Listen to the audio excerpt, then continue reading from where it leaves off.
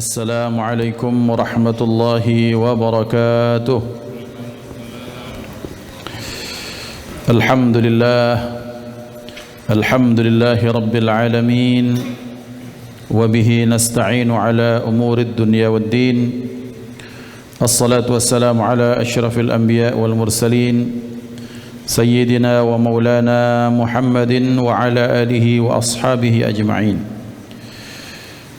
اللهم صل وسلم على سيدنا محمد نورك الساري ومددك الجاري، واجمعنا به في كل أطوار، وعلى آله وصحبه يا نور. اللهم رب اشرح لي صدري ويسر لي أمري واحلل عقدة من لساني يفقه قولي. سبحانك لا علم لنا إلا ما علمتنا إنك أنت العليم الحكيم. اللهم ارزقنا فهم النبيين وحفظ المرسلين وإلهام الملائكة المقربين. اللهم أغننا بالعلم وزينا بالحلم وأكرمنا بالتقوى وجملنا بالعافية. لا حول ولا قوة إلا بالله العلي العظيم، والحمد لله رب العالمين. نوينا التعلم والتعليم والتذكر والتذكير والنفع والانتفاع والإفادة والاستفادة والحث على التمسك بكتاب الله تعالى وسنة رسوله، والدعاء إلى الهدى والدلالة على الخير، ابتغاء وجه الله ومرضاته وقربه وثوابه سبحانه وتعالى. الفاتحة إلى حضرة النبي المصطفى محمد صلى الله عليه وسلم وأزواجه وذريته وأهل بيته، وإلى مشايخنا أساتذتنا معلمينا وعلمائنا ووالدنا وأولادنا. علانية الله سبحانه وتعالى يرزقنا العلم والعمل ويحفظنا من الزي والزلل، وأن الله يفتح قلوبنا كفتوح العارفين وينور قلوبنا بنوره اليقين. على هذه النية وعلى كل صالحة جامعة شاملة نافعة من خيرة الدنيا ونعم الآخرة، إلى حضرة النبي المصطفى محمد صلى الله عليه وسلم. سر الفاتحة. أعوذ بالله من الشيطان الرجيم. بسم الله الرحمن الرحيم. الحمد لله رب العالمين الرحمن الرحيم مالك يوم الدين. إياك نعبد وإياك نستعين، صراط مستقيم صراط الذين أنعمت عليهم غير المغضوب عليهم ولا الضالين آمين. Hadratal muhtaramin, para guru, para kiai, para ustadz yang kami hormati, Bapak Ketua Masjid, Bapak para pengurus, para jamaah, ikhwah dimanapun berada, alhamdulillah, bersyukur kita kehadirat Allah subhanahu wa ta'ala atas segala nikmat. Bersalawat kita kepada baginda Rasulullah Sayyidina Maulana Muhammad sallallahu alaihi wa alihi wa sahbihi wasallam beserta keluarga, sahabat, pengikut sekalian, amin Allahumma amin.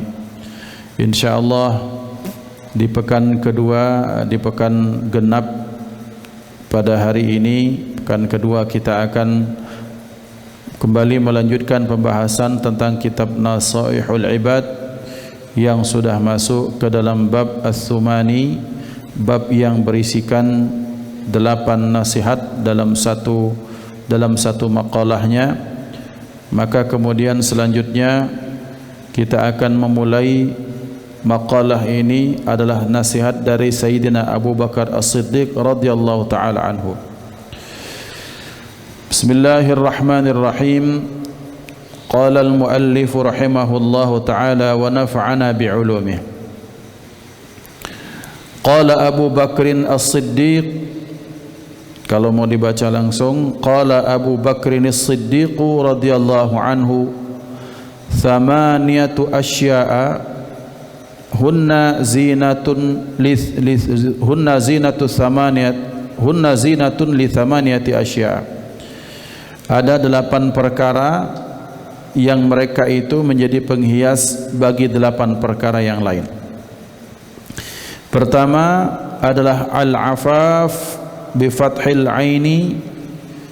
Al-afaf dengan huruf ainnya difathahkan, ay al-imtina'u 'anil mas'alati, yaitu afaf atau iffah, yakni menahan diri untuk tidak meminta-minta. Al-afaf zinatul faqri, bahwa al-afaf menahan diri dari tidak meminta-minta itu zinatul faqri adalah zinah atau perhiasannya kefakiran.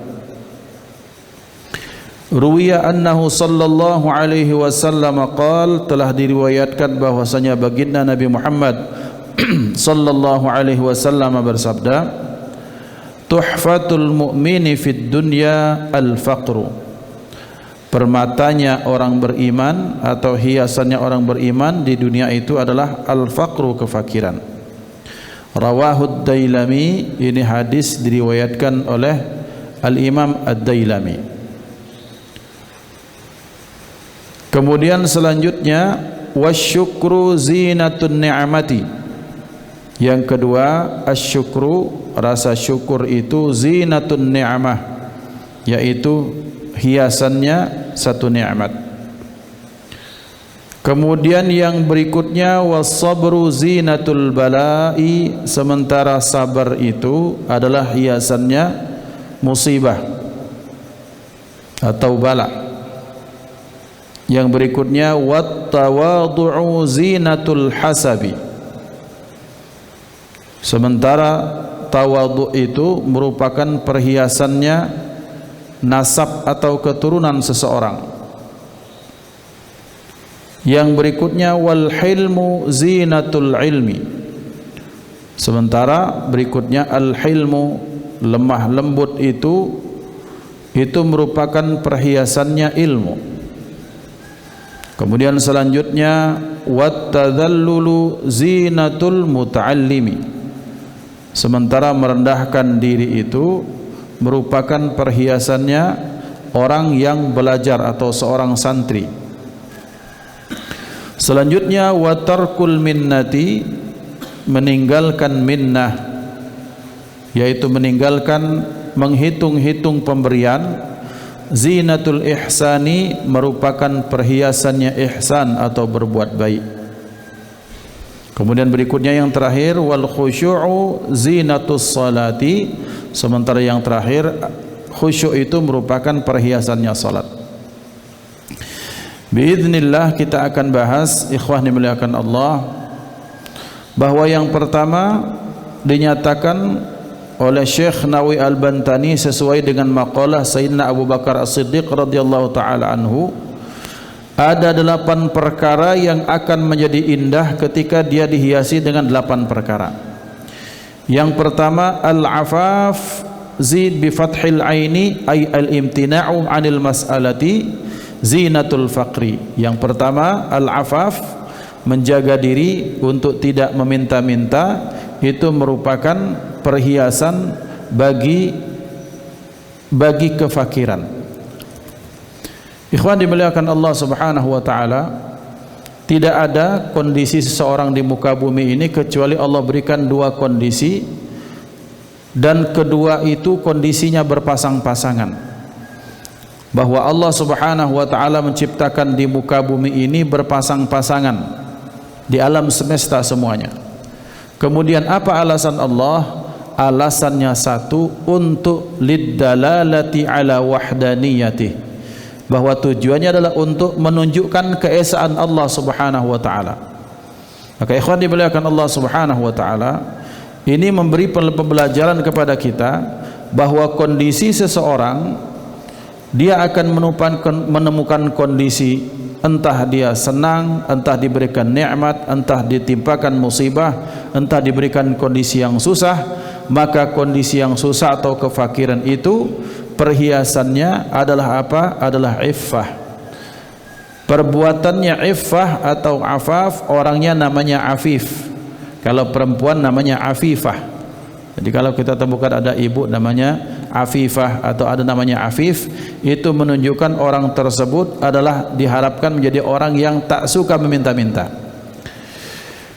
Kondisi kefakiran di mana seseorang itu menjadikan dia serba terbatas mengakses apapun, entah kebutuhan paling pokok yaitu makanan, pakaian maupun sandang papannya, ataupun kondisi keinginan-keinginan yang lebih daripada itu, maka orang fakir, kefakiran itu akan sangat menjadi indah, menjadi dihormati di tengah masyarakat manakala dihiasi dengan iffah, tak suka meminta-minta.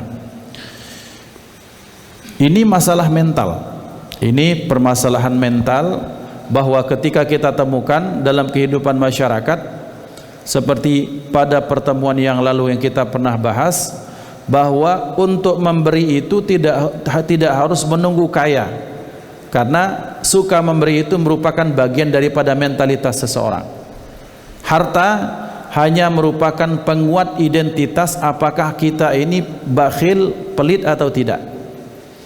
Sementara juga kefakiran seseorang tidak menjadikan penghalang bagi seseorang untuk menjadi seorang yang menjaga harga dirinya.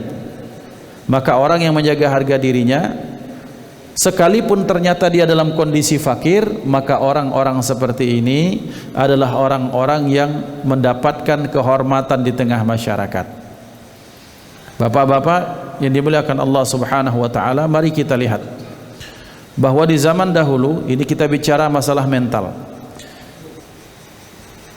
Ketika di zaman dahulu, di zaman Rasulullah sallallahu alaihi wasallam, ketika beliau mengumumkan kepada Sayyidina Bilal, bahwa Sayyidina Bilal ini kan kalau ada pengumuman maka Sayyidina Bilal yang perintahkan, wahai Bilal, umumkan kepada masyarakat bahwa kita akan mengadakan jihad fi sabilillah.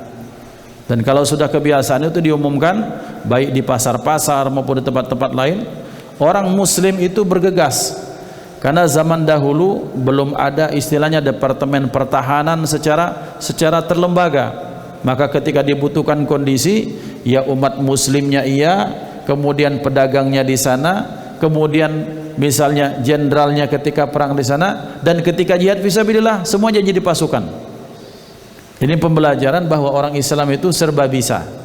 Di satu saat dia jadi muallim, dia menjadi muhaddis, dia menjadi da'i. Kemudian ada sahabat yang dikirim ke Yaman, ke mana-mana. Tapi ketika pulang kemudian ternyata ada pengumuman jihad fisabilillah, otomatis semuanya pun jadi orang yang membela agama Allah. Otomatis jadi tentara semua. Ini menarik bahwa umat Islam di zaman itu telah dibentuk oleh Rasulullah sallallahu alaihi wasallam dengan skill yang bermacam-macam. Maka ketika diumumkan, maka bergegas yang punya kekayaan mengumpulkan kekayaannya. Bergegas orang-orang kaya mengumpulkan. Karena mengapa? Karena para sahabat adalah orang yang tahu dengan hakikat harta, bahwa harta itu semakin banyak yang dikeluarkan di agama Allah, maka semakin banyak tabungan di akhirat. Jadi pola fikirnya itu adalah akhirat. Ini sahabat. Maka ketika sudah semuanya pada ngumpulin, ini ada satu orang yang dia fakir, dia kalau dalam bahasa hadis ini kalalah ke atas, tak punya orang tua, ke kanan kiri dia tidak punya family keluarga, ke bawah dia tidak punya keturunan, dia orang fakir. Maka dia bermohon kepada Allah. Ini mental. Dia sangat sedih, dia merasa patah hati. Karena kenapa? Karena dia tidak punya apapun yang disumbangkan untuk membela agama Rasulullah. Dia punya pakaian itu saja. Ya satu-satunya pakaian itu saja. Kalau dia sumbangkan, dia tidak punya pakaian. Maka bermunajat kepada Allah, ya Allah, aku ingin sekali ikut. Sementara kalau aku ikut badanku tua renta, tak mungkin oleh Rasulullah diizinkan. Ya Allah, tenagaku terbatas untuk membantu mengangkat peralatan-peralatan itu tidak mungkin karena aku orang yang lemah dan sakit-sakitan. Ya Allah, aku tidak punya apa-apa, kalau bisa nyawa yang kuberikan akan kuberikan ya Allah. Kemudian ya Allah, ini doaku ya Allah, tolong terimakan, dan kalaupun ini jadi sedekah, maka aku minta kepadamu ya Allah, mudah-mudahan umat Islam itu berikan kemenangan. Sambil menangis tetap dibarengi perasaan, ya Allah, aku ini tak punya apa-apa sehingga aku tak mampu memberi, aku tak bisa memberi karena memang aku tidak punya apapun ya Allah. Menangis sampai subuh.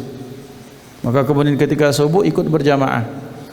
Maka Rasulullah bertanya, siapa di antara kalian yang tadi pagi, dalu bahasa kita, jam 2 jam 3 bersedekah?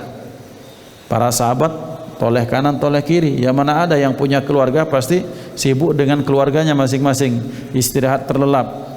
Kata Rasulullah, tadi ada orang yang bersedekah dan sedekahnya sampai kepada Allah Subhanahu wa taala, dan sedekahnya sudah sampai ke hadirat Allah Subhanahu wa taala. Semua bingung. Maka dipanggil Kalau bahasa kita, Pak Haji yang tua, sedekah Anda telah diterima Allah. Di tengah sahabat yang lain ini, sedekahmu telah diterima Allah. Ya Allah, aku tak punya apa yang disedekahkan. Apa kata Rasulullah? Doamu, kemudian munajatmu, sampai engkau mengatakan, ya Allah, nyawaku ini kalau bisa diinfakkan, diberikan untuk agamamu ya Allah, maka tolong terimakan. Dan itulah diterima oleh Allah Subhanahu wa ta'ala. Nah ini apa ya ikhwan? Ini perkara mental.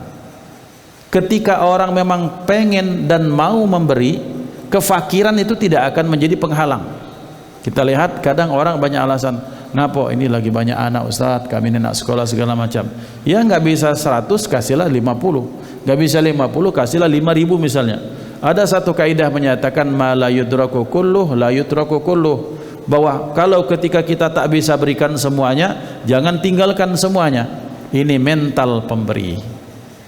Sementara mental orang yang tak mau memberi sekalipun kaya juga kisahnya banyak, yang menunjukkan bahwa bukanlah kefakiran yang menyebabkan orang itu menjadi peminta-minta, karena memang tingkat keimanan serta mentalitas.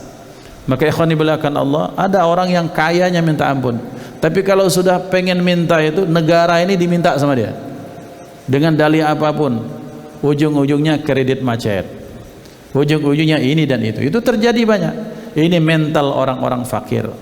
Nah, ketika seseorang mendapatkan kondisi kefakiran, apa yang membuat dia terhormat di mata Allah dan tengah masyarakat? Yang membuat dia terhormat adalah ketika dia tidak suka minta-minta kepada orang lain. Itu merupakan bagian dari menjaga dirinya.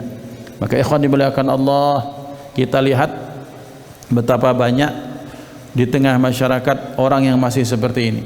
Fakir dia, miskin dia, bahkan harga dirinya tinggi.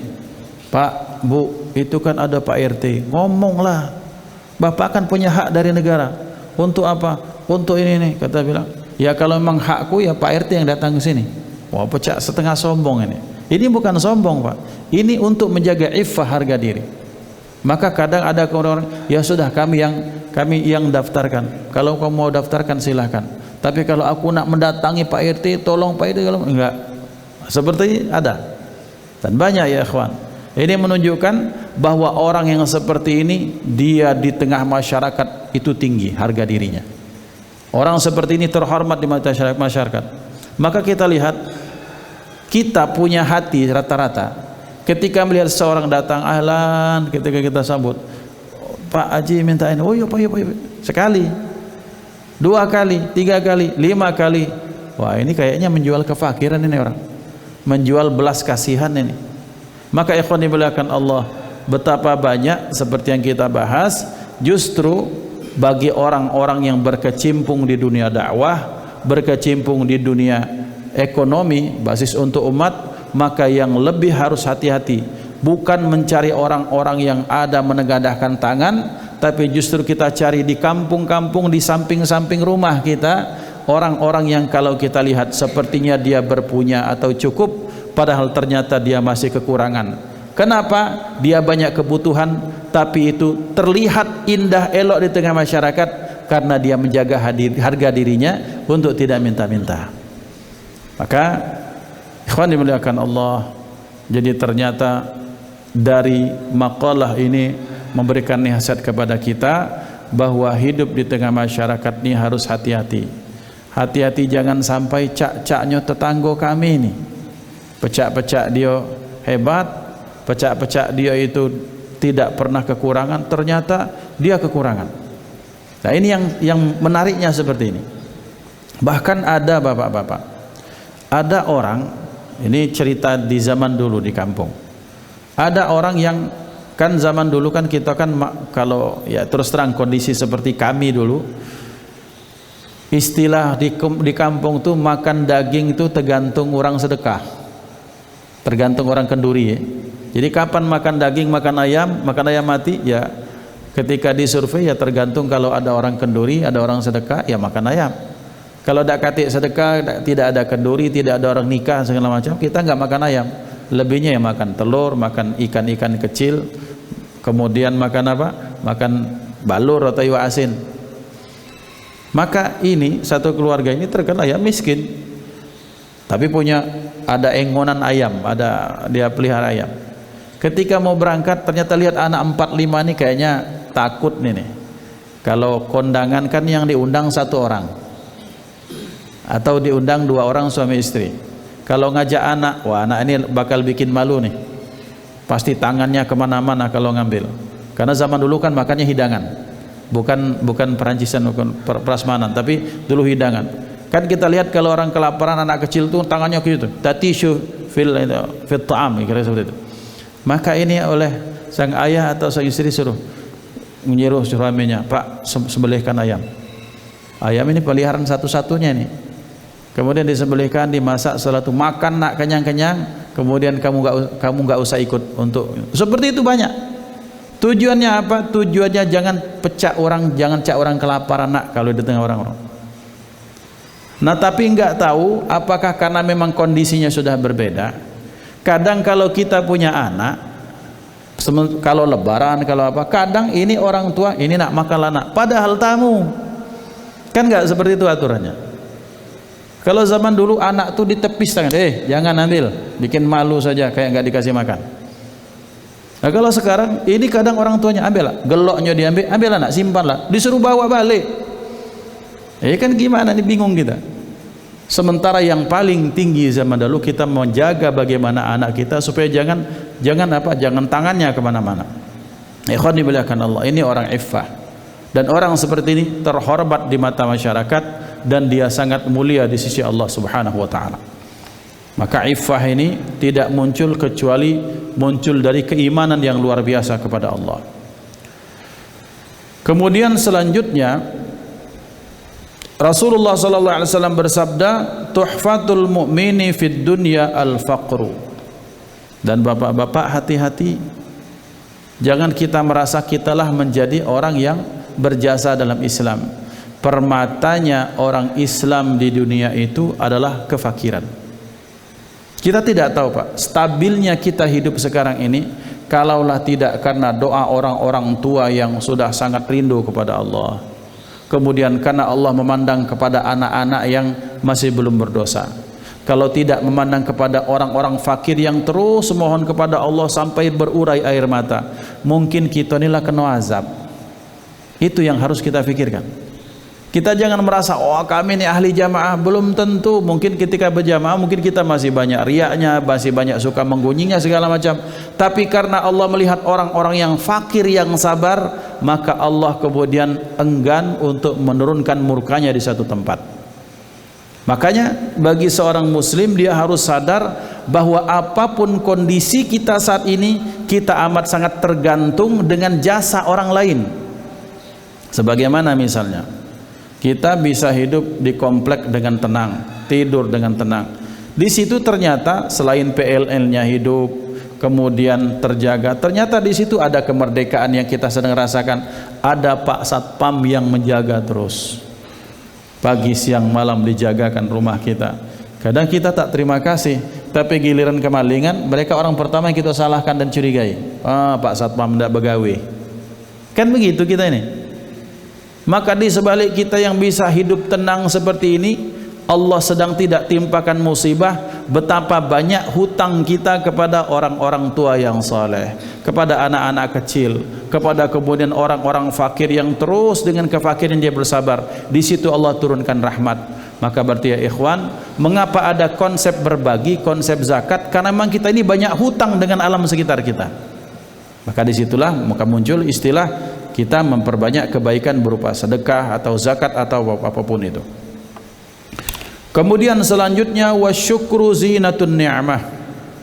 Dinyatakan oleh Syekh Nawawi Al-Bantani, wa huwa sababun li ibqa'in ni'amil mawjudah wa wasilatun ila husulin ni'amil mafqudah.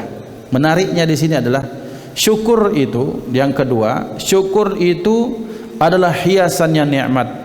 Tidak ada nikmat yang indah, tidak ada nikmat yang baik, tidak ada nikmat yang mendatangkan berkah daripada Allah kecuali kalau nikmat tersebut disyukuri. Lihat Pak, kalau ada anak kecil, ada 2 anak kecil, kemudian kita berikan THR, angpau pada dia. Yang satu berlalu saja lewat, yang satu, makasih Pak Haji. Kita senang yang mana? Yang kedua. Pasti gitu kan? Maka nikmat pun seperti itu. Nikmat kalau yang ada di tangan kita, ini sekedar nikmat, pena ya sudahlah. Tapi ada pena, ya Allah terima kasih Ustaz, Pak Haji terima kasih, dipakai itu pena untuk nulis kitab, untuk pengajian, senangnya minta ampun yang ngasih. Maka nikmat itu akan menjadi indah tuh cuma satu kalau nikmat itu disyukuri. Disyukuri kalau kita punya anak, syukurnya ya Allah terima kasih. Di saat teman-temanku ya Allah yang sudah menikah 3-4 tahun, engkau belum titipkan keturunan padanya. Ini sebulan langsung jadi, landap berarti, lancip. Alhamdulillah ya Allah, terima kasih. Kemudian disyukuri lahirnya itu dengan diberikan pendidikan yang baik, diberikan nama yang baik. Indahnya nikmat karena kita syukuri. Kalau ternyata nikmat diberikan Allah dipakai untuk kemaksiatan, maka itu akan menjadi sebab kita mendapatkan azab daripada Allah Subhanahu wa taala. Ada duit banyak dipakai poya-poya, duit banyak maaf kemudian dipakai maksiat. Di mana indahnya? Tidak akan ada indahnya.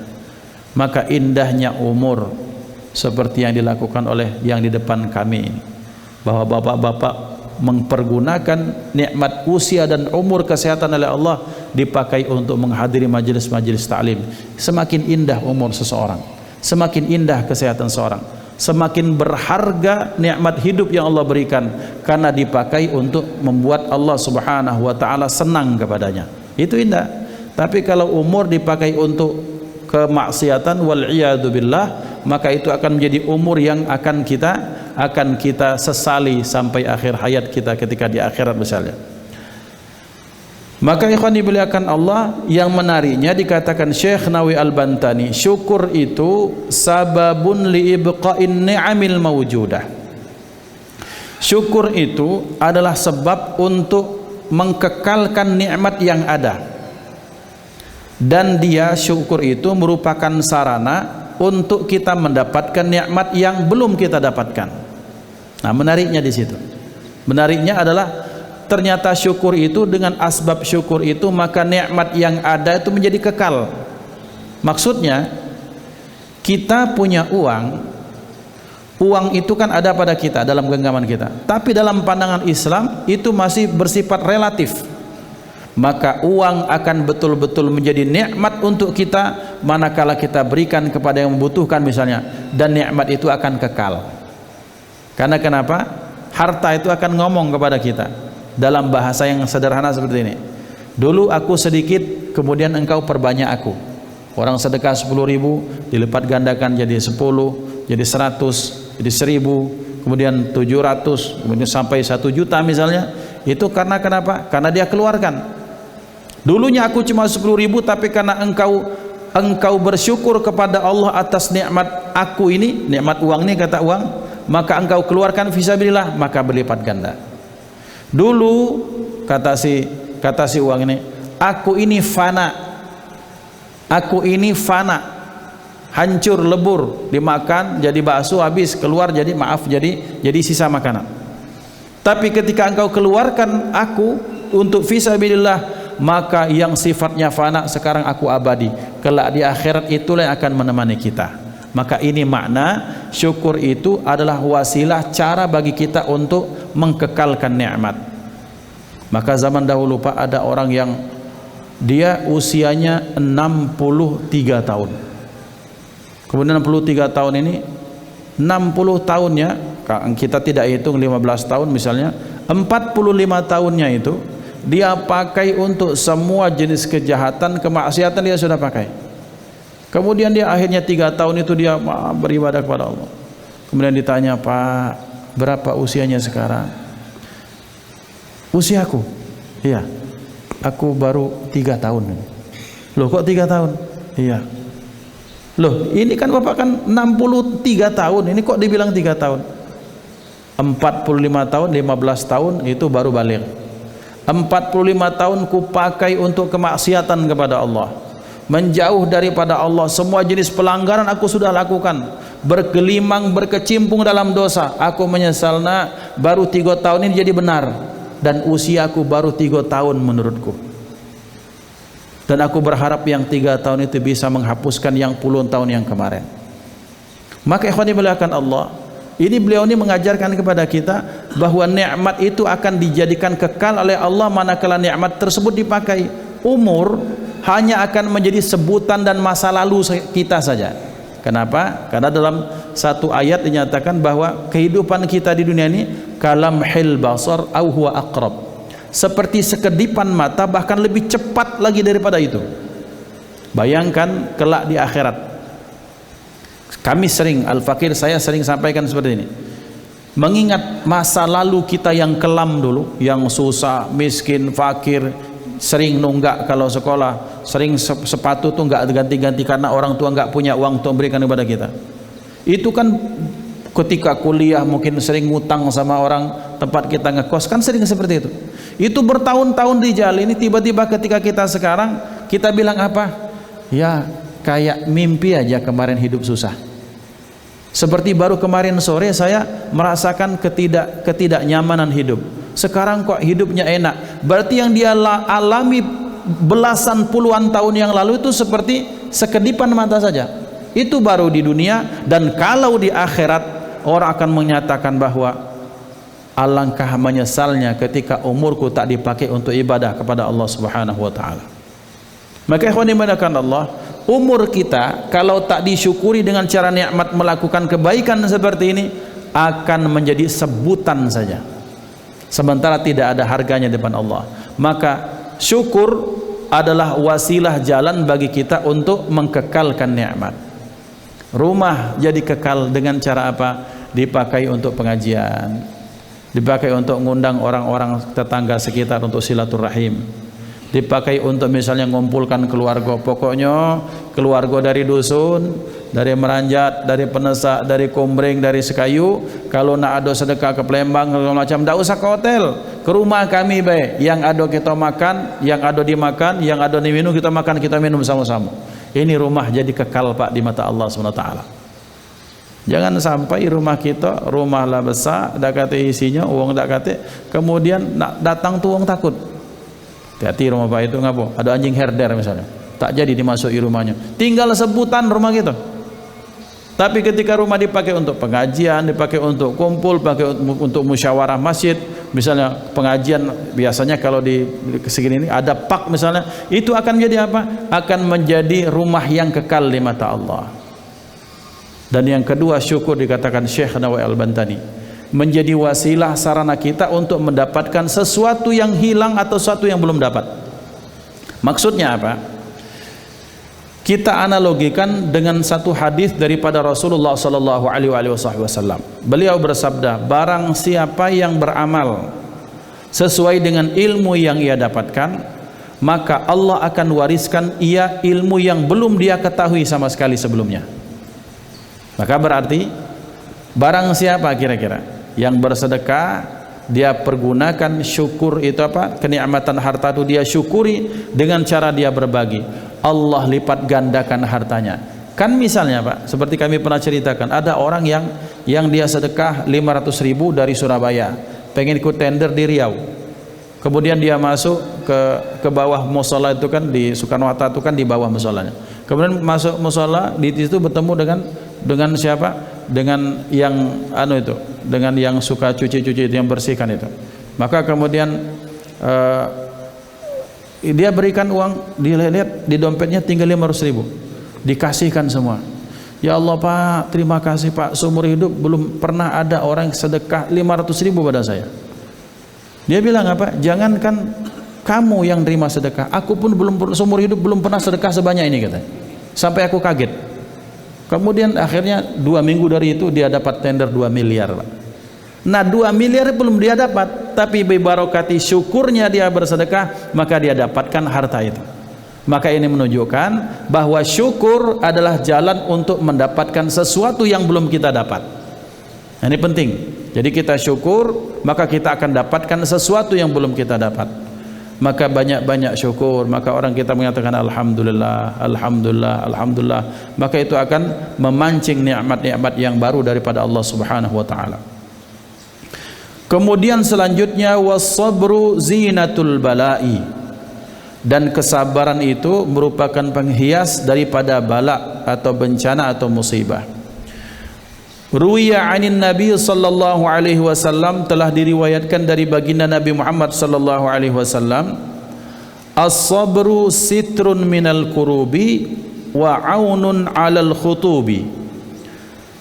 Beliau menyatakan bahwa sabar itu adalah penghalang daripada kesusahan dan pembantu atau penolong ketika kita tertimpa musibah. Bapak-bapak ini dimuliakan Allah Subhanahu wa taala, mari kita analogikan seperti ini. Ini tak tahu kalau di Palembang. Kami sering dapat cerita teman-teman kami yang kerja di Papua, sudah kerja puluhan tahun, terkumpullah uang pesangon pensiun atau MPP-nya sekitar misalnya 1M. Namanya para pekerja Pak, pulang pergi itu kan dia nggak biasa bisnis. Kemudian ini banyak orang-orang sindikat seperti ini datang, Pak Haji, ini lagi ada bisnis nih, lagi bisnis lele lagi bagus nih, prospeknya bagus. Membahas kita ini uang diolok, karena terfikirkan keuntungan yang besar, makan oloan. Makan oloan itu apa? Kalau bagi yang menyaksikan itu, yang gampang dipengaruhi, tergiur dengan keuntungan yang akan didapat, dia investasikan 500 juta dulu. Pak Haji bagus, ini dia pancing-pancing sama ini, akhirnya 1 miliar dikasihkan semua. Oh, dibikin, memang tanah dibeli bikin tambak, habis itu orangnya hilang. Apa yang berharga saat itu? Sabar Pak. Kalau tidak sabar banyak yang jantung mati, dan terjadi. Betapa banyak ada orang-orang yang di akhir usia, di akhir hayatnya itu, menjelang masa pensiunnya, masa-masa dia sudah tua, ternyata harus bertemu dengan kejadian yang seperti ini. Maka yang mampu membuat kita, ya itu bicara pasti Allah yang membuat kita yang kuat. Tapi kalau kita tak sabar, betapa banyak yang jadi apa? Yang jadi tertekan, depresi segala macam. Ini 2024. Bakal 2024 bakal masuk, ini Renaldi akan segera buka nih. Sudah mulai siapkan kamar-kamar. Karena kenapa? Banyak orang yang tak sabar karena menghadapi kekalahan. Datang bertamu gagah segala macam, tapi kemudian mobil terjual, tanah tergadai, akhirnya terjual, segala macam terjual, akhirnya sengah-sengih dewek jalan di jalan, ditarikkan kilometer 4,5 situ. Kenapa? Tak sabar. Maka betul ketika sabda Rasulullah SAW bahwa sabar itu penolong manakala kita sedang kesusahan. Ketika kita sedang susah, dapatkan kabar tuh, ya Allah, inna lillahi wa inna ilaihi raji'un. Karena betapa banyak orang karena Rasulullah bersabda, sabar itu ketika hantaman yang pertama. Pak Haji, sabar Pak Haji, ngapo? Rumah Pak Haji kemalingan, ya Allah innalillahi, karena sabar selesai. Tapi ada yang banyak, Pak, apa rumah kemalingan, blok, masuk rumah sakit, koma, pecah pembuluh darah gara-gara jantungan. Itu maka Rasul menyatakan sabar itu menjadi penolong manakala kita sedang kesusahan. As-sabru 'inda sadmatil ula. Maka kata Sayyidina Ali, sabar itu matiyatun la takbu wal qana'atu saifun la yambu. Sayyidina Ali menyatakan kesabaran itu adalah kendaraan yang tak pernah tergelincir. Jadi kita punya kendaraan namanya sabar, yang sabar itu adalah kendaraan yang tak pernah tergelincir. Ketika kita sabar terhadap ujian yang ditimpakan Allah, maka dia akan terus membawa kita istiqomah ke dalam jalan Allah Subhanahu wa taala. Tadi sabar ketika terhadap musibah. Apa maksudnya sabar yang tidak pernah membawa kita tergelincir? Sabar itu kan dikatakan ulama itu kan ada 3. Pertama, tingkatan yang paling rendah adalah sabar kapan? Ketika mendapatkan musibah. Yang kedua apa? Sabar fit ta'ah. Yang kedua sabar ketika menjalankan ketaatan. Ketika melakukan ketaatan seperti ini Pak, kalau tidak sabar ini kita tidak akan istiqomah. Oke lah, sekarang mungkin musim panas, jarang hujan, mungkin kita akan tetap kita terus datang ke masjid segala macam. Tapi kalau ketika dalam kondisi hujan, gerimis, rintik-rintik, hawanya sangat sejuk, hawanya sangat ini, mending tidur ke apa. Tapi kalau kita tak sabar, kita tak berangkat. Tapi berkah sabar, maka kita mampu menaklukkan itu semua. Dan sabar dalam posisi yang ketiga, sabar untuk meninggalkan kemaksiatan. Lagi miskin, istilahnya dak berjudi, ngapo? Duitnya tak naruh, duitnya yang tidak ada, dak suek sen, penamek yang dia pakai untuk berjudi, kan duitnya udah kate. Tapi ketika dia kaya duitnya, nah di situ dibutuhkan kesabaran. Kuat atau tidak dia untuk menahan godaan, jangan sampai dia terjerumus ke dalam lembah perjudian. Maka dikatakan oleh Sayyidina Ali, as-sabru matiyatun la takbu, bahwa sabar itu adalah kendaraan yang terus tidak pernah tergelincir. Kalau kita sabar terhadap kondisi kayanya kita, dia terus akan membawa kita terus lurus di jalan Allah SWT. Sedang fakir sabar, ketika kaya tak sabar, melenceng dia. Karena kenapa? Karena dia tidak gunakan kendaraan yang benar, sabar ini. Maka ikhwan dimuliakan Allah, kita minta juga selain mampu mensyukuri nikmat Allah, kita juga sabar dalam setiap kondisi, dalam kondisi sedih, apalagi dalam kondisi senang. Qarun sabar ketika dia fakir, tapi tak sabar ketika dia sedang kaya. Maka Sa'labah dalam satu pendapat, dia sahabat yang sabar dalam kondisi yang fakirnya, tapi kemudian dia tak sabar dalam kondisi kayanya. Maka ikhwan dimuliakan Allah, jadi jangan hanya dimaknakan sabar itu ketika sedang dapat musibah. Ternyata dikatakan ulama, sehatnya, kayanya, berjayanya, di puncaknya seseorang, itu pun bagian yang sangat berat untuk kita, supaya kita sabar dalam kondisi itu semua. Maka sabar ini, tapi dalam konteks ini, sabar indal bala, ketika pertama kali mendapatkan musibah, menjadi penolong yang sangat luar biasa. Maka bersyukurlah bahwa ketika seorang dijadikan hamba yang sabar. Ustadz, bagaimana supaya bisa sabar? Iman kepada Allah Subhanahu wa taala. Apa yang bisa buat seorang sabar? Maka keyakinan, kesabaran, kesadaran akan betapa ternyata Allah sudah memutuskan segala sesuatu jauh sebelum kita dilahirkan. Bapak-bapak, ketika seorang ditimpakan musibah, maka kita mengatakan innalillahi wa inna ilaihi raji'un. Ya Allah, makmano la janji munian, la ketetapan munian. Nah, itu akan menguatkan sabar kita. Maka sampai poin ini kita bahas, insyaallah akan kita bahas pada kesempatan yang akan datang. Bismillah, usikum wa nafsi bittaqwallah. Silakan kalau ada yang ingin ditanyakan. Perjalanan ngambil mic ini, diaturi. Kalau ada yang mau bertanya silakan. Baik, assalamualaikum warahmatullahi wabarakatuh. Ini mengenai bab syukur ini Pak Ustadz, ya. Syukur nikmat itu banyak dilakukan oleh seseorang untuk dua hal. Pertama, nikmat itu disyukurinya untuk dimanfaatkan diri dan keluarganya saja, gitu.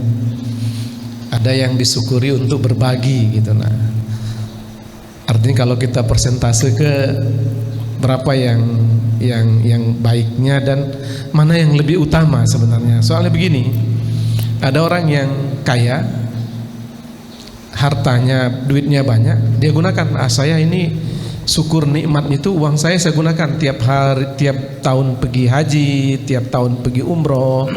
Tapi kadang kurang begitu peduli dengan fakir miskin yang ada di sekitarnya. Dia bilang saya bersyukur karena saya gunakan nikmat itu untuk ibadah, katanya. Iya. Nah, kalau kita kaji dari sisi keutamaan, maksud saya mana yang lebih utama, gitu. Nah, yang kedua, sabar. Nah, sabar ini memang mudah diucapkan, kadang sulit untuk direalisasikan, dilaksanakan, ya.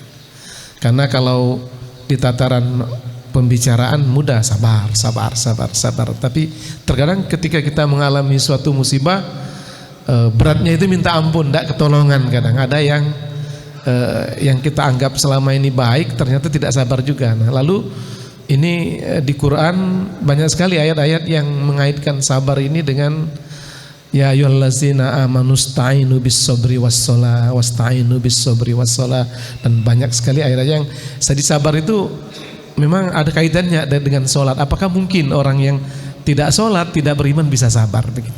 Terima kasih. Assalamualaikum warahmatullahi wabarakatuh.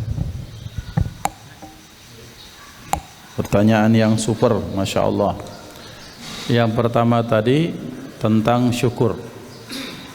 Jadi bapak-bapak, memang tidak ada apapun di muka bumi ini kecuali kita butuh ilmu. Itu kunci. Segala sesuatu harus pakai ilmu. Ilmu dagang, ilmu politik, ilmu bermasyarakat. Itu pada aspek dunia. Maka kata Sayyidina Al-Imam Al-Syekh Imam Asy-Syafi'i menyatakan, ya, dunia itu butuh ilmu, akhirat itu butuh ilmu. Itu asas pokok. Itu yang paling penting. Dan itulah fungsinya mengapa kita belajar. Itu satu dulu. Yang kedua, melenceng dulu dari yang ini. Yang kedua, setelah kita tahu ilmu, dengan berkah ilmu ini kita akan tahu mana skala prioritas. Skala prioritas ini yang kita harus dahulukan. Orang tidak akan tahu skala prioritas kecuali kalau dia punya ilmunya. Orang akan menganggap bahwa sedekah ke fakir miskin yang datang itu jauh lebih utama, padahal ternyata orang tuanya tegadai, maksudnya orangnya di panti jompo misalnya, naudzubillah.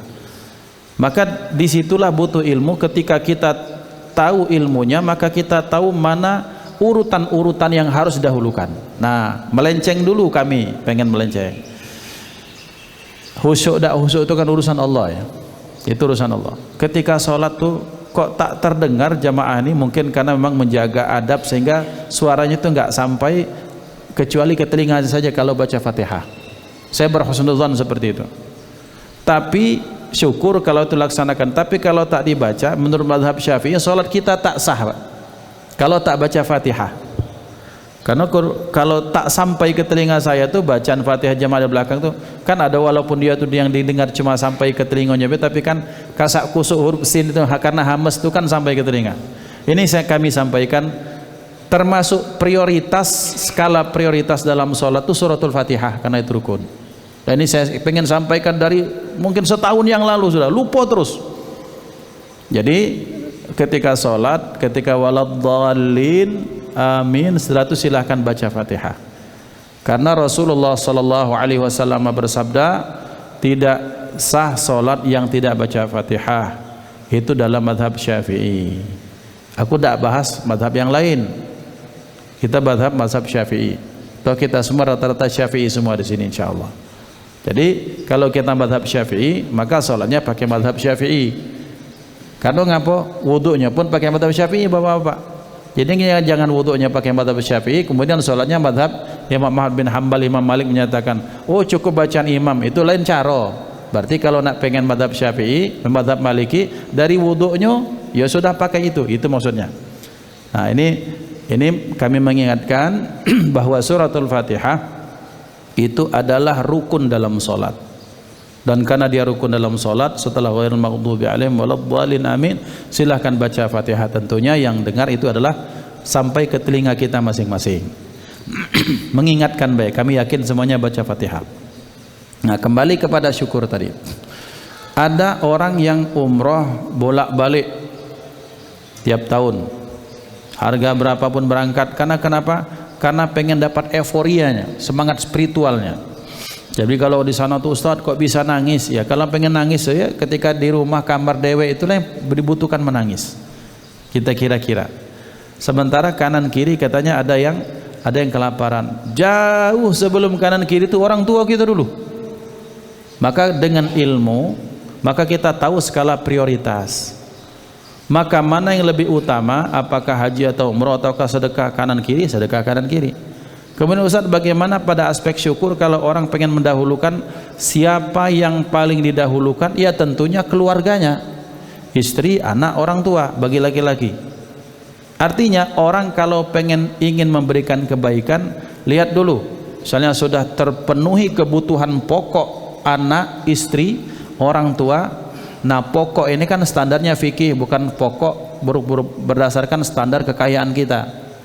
Kalau kita menganggap kalau lah sugi lah kayo, anakku ini belum dibelikan iPhone terbaru, nah itu sudah bukan pokok. Maka berarti yang pokok tuh makanan, pakaian, tempat tinggal, kemudian para ulama masukkan pendidikan, silahkan. Setelah itu baru bersedekah kepada kanan kiri. Nah ini urutan-urutannya. Jadi mestinya kita faham bahwa memang godaan berbuat baik itu adalah perbuatan baik yang lain yang menurut kita menguntungkan. Maksudnya apa? Aku pengen sekali haji, pengen sekali umroh, kenapa di depan multazam tuh kok aku gampang sekali menangis? Kira-kira seperti itu. Suasananya indah. Lah itu kan cuma versi kita. Kadang ada amalan yang oleh kita terpaksa, kita tak ikhlas, bahkan kita tak menangis, tapi sangat besar di sisi Allah adalah ketika kita mengeluarkan sesuatu yang kita pengen keluarkan karena ada kepentingan lain, tapi ternyata ini orang sangat membutuhkan. Jadi skala prioritas itu Pak sangat penting. Maka skala prioritas itu butuh kapan kita bisa tahu? Dari ilmu fikih. Ilmu fikih lah yang mengajarkan kepada kita mana skala prioritas dalam bersedekah. Ustadz, aku nih pengen sedekah Ustadz, pengen itu. Sementara belum bayar zakat mal, bayar dulu zakat mal. Karena zakat mal hukumnya wajib, sedekah hukumnya sunnah. Dahulukan yang wajib daripada yang sunnah. Nah ini maksudnya, maka dengan belajar itulah, dengan menuntut ilmu, maka kita akan tahu. Itu satu. Yang kedua tentang kesabaran tadi, Mak Mano tadi Pak. Oke. Sabar itu selalu dikaitkan dengan sholat ya. Mungkin lebih tepatnya ista'inu bis sabri was shalah, kaitannya adalah sabar dan sholat itu adalah jalan bagi kita untuk mendapatkan pertolongan Allah. Kira-kira. Jadi ya ayyuhalladzina amanu, hai orang-orang yang beriman, ista'inu, mintalah bantuan kepada Allah bis sabri was shalah, dengan sabar dan sholat. Jadi lebih tepatnya ke arah itu. Jadi bukan sabar itu dikaitkan dengan sholat, enggak, tapi sabar dan sholat itu jalan, cara, wasilah bagi kita untuk mendapatkan pertolongan Allah. Sampai-sampai ada ayat zaman dahulu para nabi dan rasul ketika mereka berjihad membela agama Allah, mereka ditanya, wahai Tuhan, wahai nabi dan rasul, mata nasrullah, kapan kita ini ditolong sama Allah? Karena kita ini selalunya itu terdesak, tergencet, dikalahkan terus. Ngomong sama nabinya, mata nasrullah, ya Rasulullah, kapan kita ini ditolong sama Allah? Apa kata Allah? Ala inna nasrallahi qarib. Ketahuilah bahwa sungguhnya pertolongan Allah sudah dekat. Tunggu baik, kata Nabi, perintah Allah SWT. Ini menunjukkan apa? Butuh kesabaran. Bapak-bapak, Rasulullah kalau tak sabar selesai Pak kita ini, tak akan ada kita Islam. Jadi beliau minta tolong kepada Allah dengan bisabri, dengan sabar, kemudian dengan sholat. Ini sepengetahuan saya seperti itu. Jadi sabar dan sholat sebagai jalan bagi kita minta pertolongan sama Allah. Ketika bapak-bapak, Rasulullah akan mengadakan perang Badar, di mana di malamnya orang-orang kafir Quraisy itu mereka mabuk-mabukan, sewa perempuan segala macam, mabuk-mabukan segala macam. Rasulullah menangis, ya Allah, jikalau engkau kalahkan kami besok ini, maka agamamu tidak akan pernah ada di muka bumi. Itu sampai begitu Rasulullah menyatakan, sambil menangis-nangis minta sama Allah. Karena kenapa? 13 tahun selama di Mekah sabarnya sahabat luar biasa. Setahun setengah Pak di embargo, tidak boleh jualan kecuali sama muslim. Orang-orang kafir Quraisy tidak boleh jual kepada mereka. Bayangkan itu. Sampai-sampai banyak ternak yang mati karena tidak bisa diberikan air. Akhirnya apa? Ditahan sama orang-orang kafir Quraisy. Kalau tidak sabar Pak, kita ini tinggal cerita Pak. Luar biasa para sahabat zaman dahulu. Jadi Islamnya kita berkah sabarnya para sahabat. Jadi sholat dan sabar wasilah kita untuk minta tolong kepada Allah Subhanahu wa taala. Jadi itu kira-kira ya. Wallahu alam. Silakan.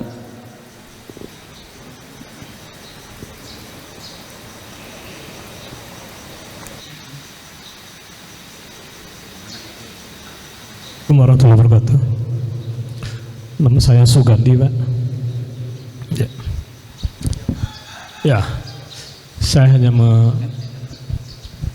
menyimak yang Ustadz Imam tadi itu baca ayat Al-Baqarah 286 dari 283 sebenarnya, 284, 284, 85, 86. Ya, ingin saya tanyakan kira-kira kaitannya dengan yang Bapak bahas sabar dengan syukur dengan ayat 286. Itu saja Pak. Makasih. Assalamualaikum warahmatullahi wabarakatuh.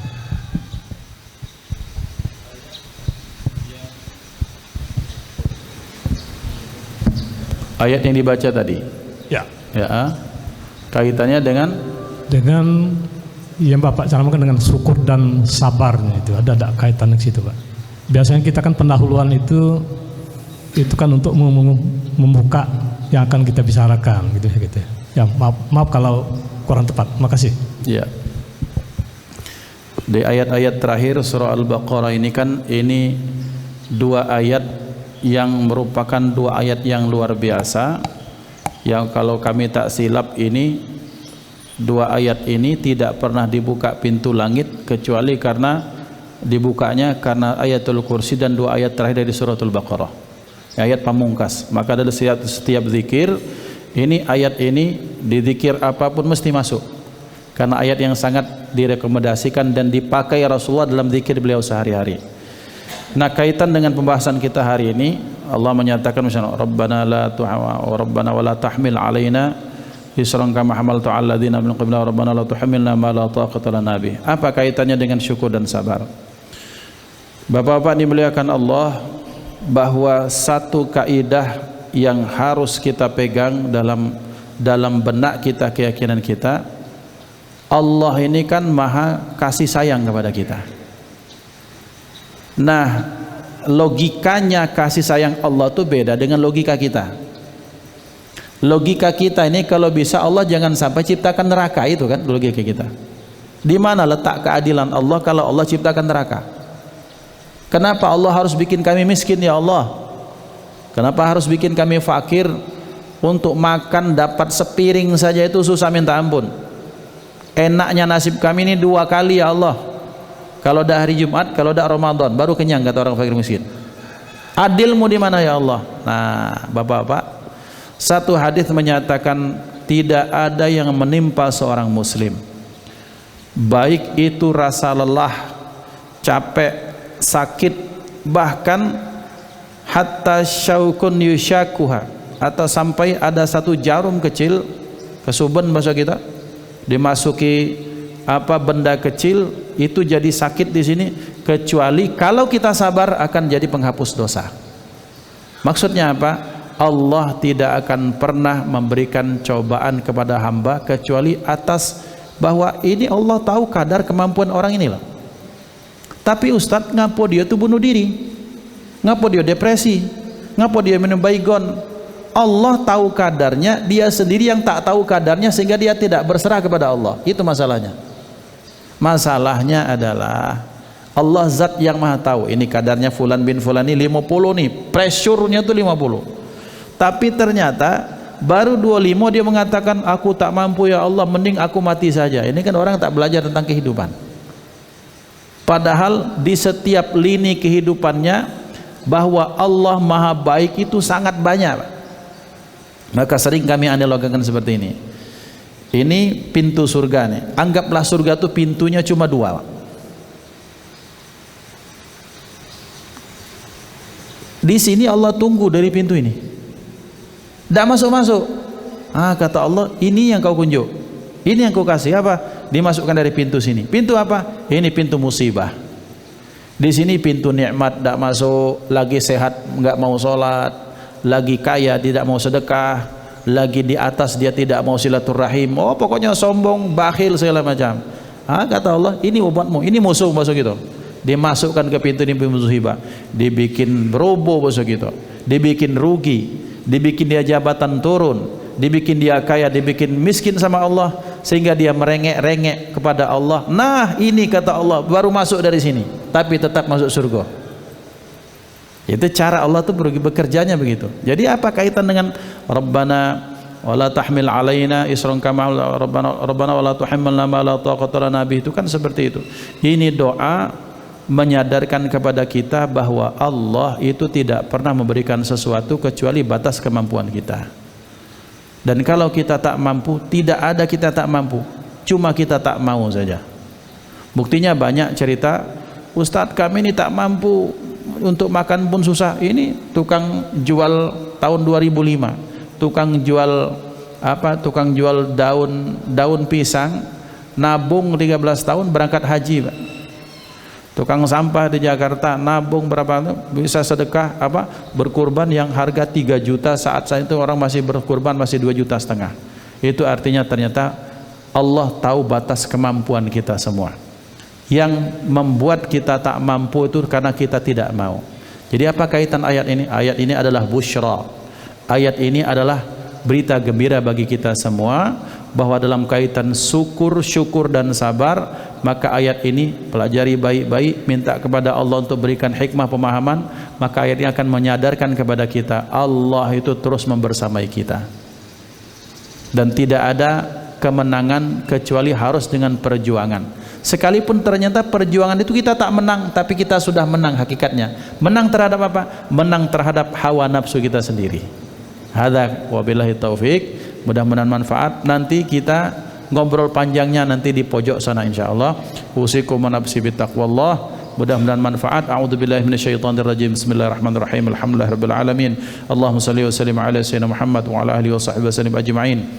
اللهم اجعل جمعنا هذا جمعا مرحوما وتفرقنا من بعده تفرقا معصوما ولا تجعل فينا ولا منا ولا معنا شقيا ولا محروما اللهم اهدنا بهداك واجعلنا ممن يسارع في رضاك ولا تولنا وليا سواك ولا تجعلنا ممن خالف امرك وعصاك وحسبنا الله ونعم الوكيل اللهم بارك لنا في أولادنا وبناتنا ولا تضرهم ووافقنا على طاعتك وارزقنا برهم بحق ربنا هب لنا من أزواجنا وذريتنا قرة أعين واجعل المتقين إماما ربنا آتنا في الدنيا حسنة في الآخرة حسنة وقنا عذاب النار وصلى الله على سيدنا محمد وعلى آله وصحبه وسلم والحمد لله رب العالمين كفارة المجلس سبحان الله وبحمده سبحانك الله وبحمدك أشهد أن لا إله إلا أنت أستغفرك وأتوب إليك ثم السلام عليكم ورحمة الله وبركاته.